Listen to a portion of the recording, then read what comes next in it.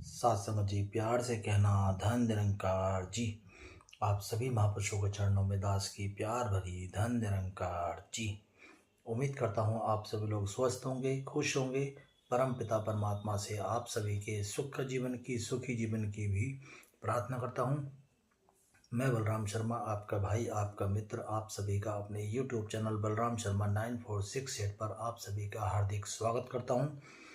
आज फिर एक छोटी सी कहानी लेकर आपके समक्ष आया हूँ। उम्मीद करता हूँ आपको कहानी अवश्य ही पसंद आएगी और साथ ही साथ आपसे प्रार्थना करता हूँ कि इस कहानी को ध्यान से सुनिएगा, क्योंकि ये कहानी और दिन जो मैं कहानी सुनाता हूँ उनसे थोड़ा सा अलग है।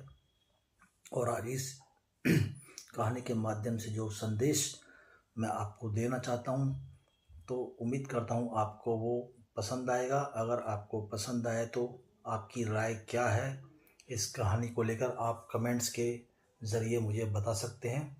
और कहानी कुछ इस प्रकार है। एक बार एक शादी का समारोह चल रहा था, शादी हो रही थी, सारे रिश्तेदार, घर वाले उस शादी का लुत्फ़ उठा रहे थे।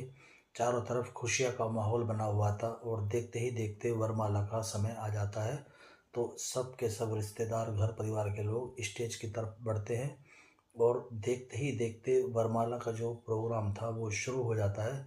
अब दूल्हा दुल्हन एक दूसरे के गले में वरमाला डालते हैं और जैसे ही वो वरमाला डालते हैं तो सब लोग तालियां बजाना शुरू कर देते हैं। अब वो तालियां बजा ही रहे थे कि देखने को मिलता है दूल्हा दुल्हन के पैरों की तरफ झुकता है और उसके पैर छूना शुरू कर देता है। अब सब लोग उस दूल्हे का मजाक उड़ाते हैं और कहते हैं, अभी शादी ही हुई है, अभी तुम जोरू के गुलाम बन गए, तुम ये क्या कर रहे हो, तुमको शर्म नहीं आती? सारे रिश्तेदार हैं, सारे गांव पड़ोस के लोग हैं, उन सब के सामने तुम क्या साबित करना चाहते हो? तुम स्त्री के पैर छू रहे हो, क्या तुम्हें शर्म नहीं आती? तुम जोरू के गुलाम बनोगे क्या?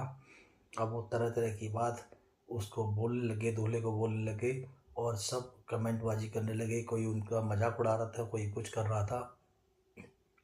इतने में जो दूल्हे के माँ बाप हैं और लड़की के माँ बाप है, वो दूल्हे के पास आते हैं और कहते हैं कि क्या बात है, आपने ये ऐसा क्यों किया? आपको भी मौका देते हैं बोलने का, आप बोलिए कि आपने जो दुल्हन के पैर छुए हैं इसके पीछे क्या कारण है, आपने ये काम क्यों करा?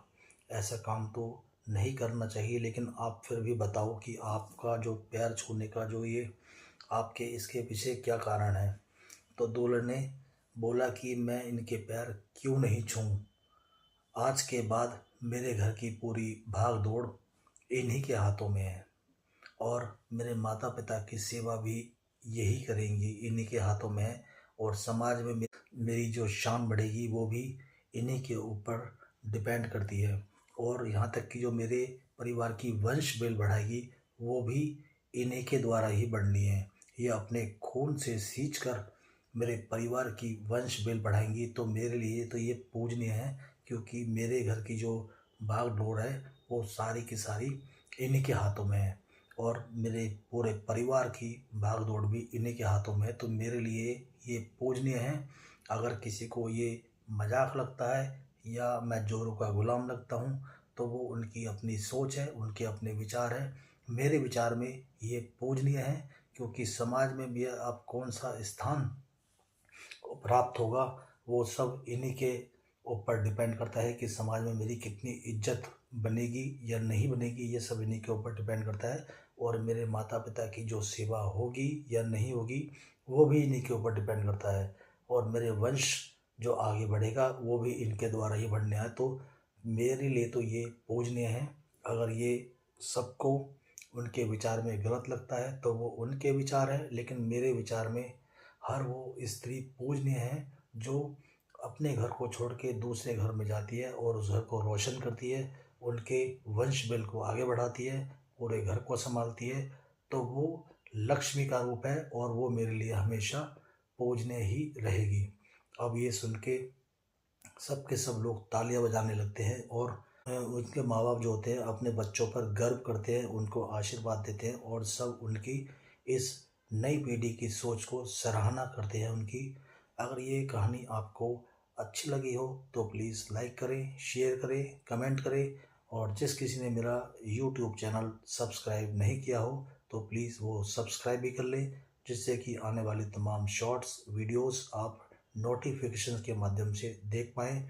और इस कहानी में जो स्टोरी मैंने आपको सुनाई है, अगर आपकी इसके बारे में क्या राय है, क्या जो दूल्हे की सोच थी वो गलत है या सही है, आप कमेंट कर बता सकते हो। साथ समझी प्यार से कहना, धन्य निरंकार।